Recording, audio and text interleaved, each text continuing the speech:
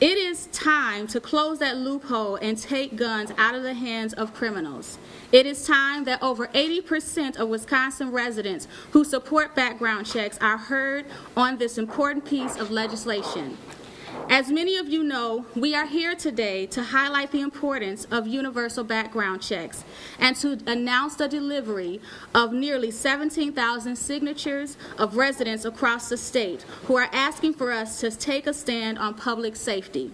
As we know, there are many issues in this building that we don't agree on.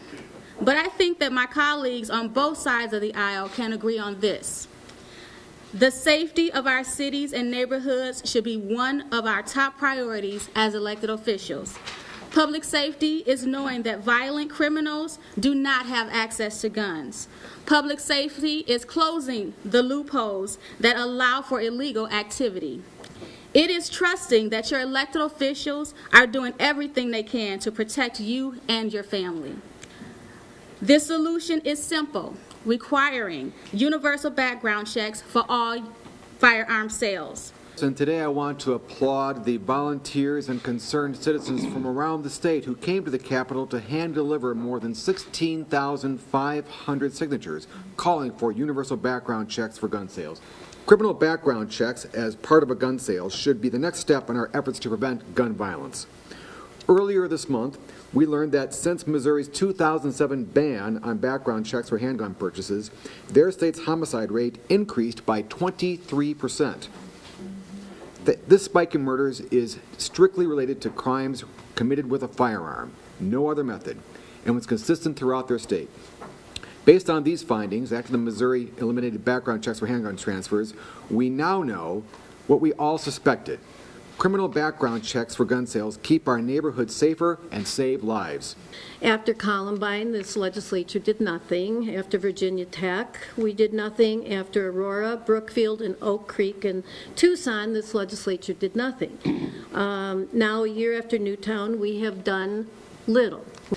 We have done nothing to ensure that felons, domestic violence abusers, others who are legally prohibited from owning or even possessing firearms can't easily buy them over the internet or at gun shows in our state. We have a public safety law that says only law-abiding citizens can purchase guns, and then at the same time, we have a loophole so large as to make those laws useless. A dangerous criminal or domestic abuser can't legally go to a local gun store and buy a handgun or rifle where background checks are mandatory. But in 5 minutes, you can go online or go to a gun show, and he or she can be the owner of a bright, shiny new .50 caliber Desert Eagle, a .357 Magnum, or the gun of choice for mass shooters in America, the AR-15. Some members of our legislature, when I asked them if they would support the background check bill, told me that they don't believe in any gun regulations at all.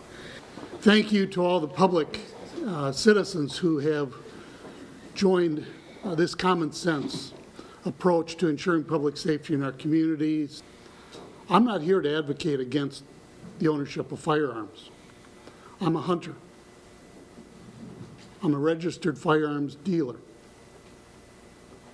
I open my range every year for citizens to bring their firearms to ensure that they are safe and able to handle those firearms.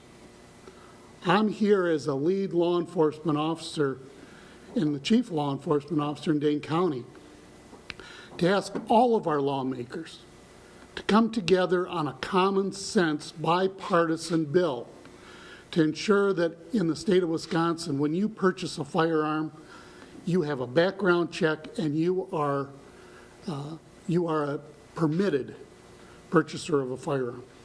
In 1993, a freshman legislator from Wauwatosa authored a bill making it illegal for juveniles to possess a firearm if they had been adjudicated a felon.